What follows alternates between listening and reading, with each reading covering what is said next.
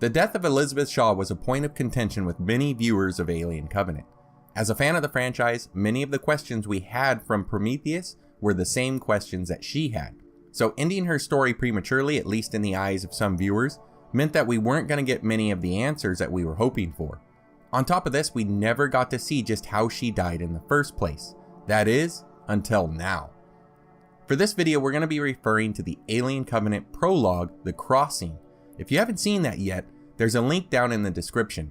You should go watch it and then come back. It's only a few minutes long and it should have been included in the original movie.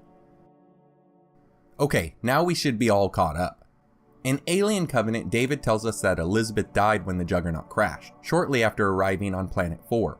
Yet in the Alien Covenant extra, The Advent, David says that he washed the world of the engineers clean as a gift to Elizabeth, and that he offered to begin the world anew with her, yet she refused. I believe David is telling the truth with the latter, and that he offered to use her to create either an attempt at a xenomorph queen, xenomorph eggs, or some other use in furthering his mission in order to create the perfect alien specimen. After viewing these drawings done by David himself, we learn of some of the dark ideas that he had planned for Dr. Shaw. But in the end, we see what is left of her body here on a slab in his laboratory. After reaching some cruel fate, she's had organs removed along with some kind of xeno-like mutation that is shown here. This is actually paying tribute to an earlier artwork of H.R. Giger's, non-related to the Alien universe. What we didn't learn of, however, is how her death actually occurred. Now granted, this is an early script that wasn't used, so that doesn't make this canon. On the contrary, they ended up using what we saw in film. But nonetheless, this could be used to fill in the gaps or give you an idea of where the story originally was headed. In the final film Prologue and film, it's suggested that David is actually falling in love with Shaw, especially in the prologue as she reconnects his head back onto his body. Yet in the early script, David's motivations were purely for self-preservation. He never loved Dr. Shaw. It was just a ploy to get her to do his bidding until she was no longer needed. On the other hand, she knew that he was dangerous from her dealings with him during the Prometheus mission, but alas, she needed him in order to pilot the ship. Her fear of him was why she would refuse to put his head back onto his body so far. Eerily enough, after 2 months, he somehow attempted to repair himself, causing Shaw to further believe that she was in danger. In a last-ditch attempt, David would lie to her and tell her that he is dying and running out of power because his head was no longer connected to his body and power source. He tells her that he understands why she's afraid of him, yet he assures her that he would never hurt her. He says that he is afraid of dying and doesn't want to die alone. He asks if she could talk so he could hear a voice as he dies, and if she could pretend to be kind to him. Unfortunately, this works. She feels bad for him and ends up helping him with the repairs. Not only do things get better with him over time during the trip, but they actually grow closer, sharing more time together, growing food, working together, and even bathing together. He would even help her put out a holographic message looking for help, instead of the Country Road song that drew in the Covenant crew in the eventual film. At one point, perhaps at a moment of loneliness and despair, the two would end up sleeping together in an engineer sleeping pod where the script notes that they were asleep, lovers perhaps, intimate certainly. It's not until they finally arrive at the planet when she sees the first hint of the true psychopathic David.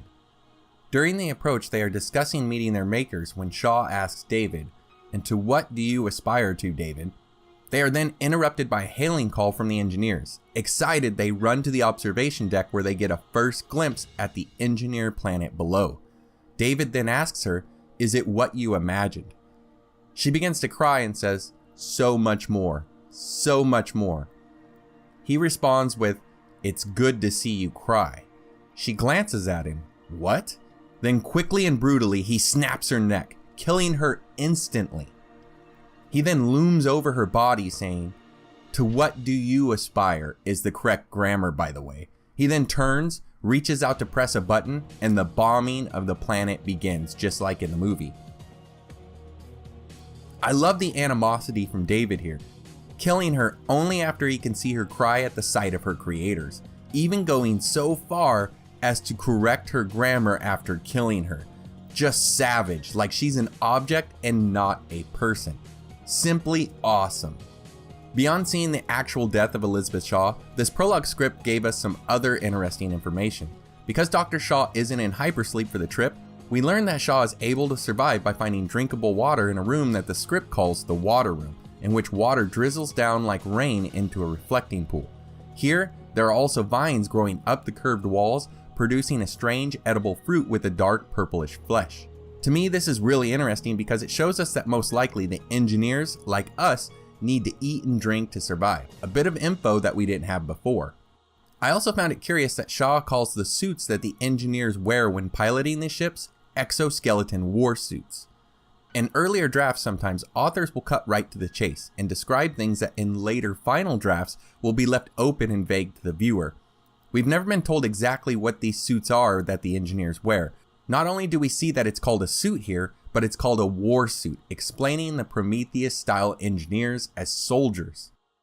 I've often thought that the difference between the first prequel's engineer, that from Prometheus, and then the ones from Planet 4 in Covenant, could be explained by the theory that the Prometheus-type engineers were made, like a form of engineer AI, or simply a modified engineer. This adds a small bit of credence to that thought. It's also notable that the black goo or accelerant is called a xenovirus at this stage of the drafts, a fitting name to be honest. Now notice I didn't mention their description of that engineer homeworld from the script. That is for the next video, where we get to see the engineer homeworld as it should have been. I've included a link in the description for the actual prologue script. It's a short read, so I suggest you try to read it yourself. Thanks for watching, guys. Your likes, comments, and subscriptions go a long way towards helping the channel grow.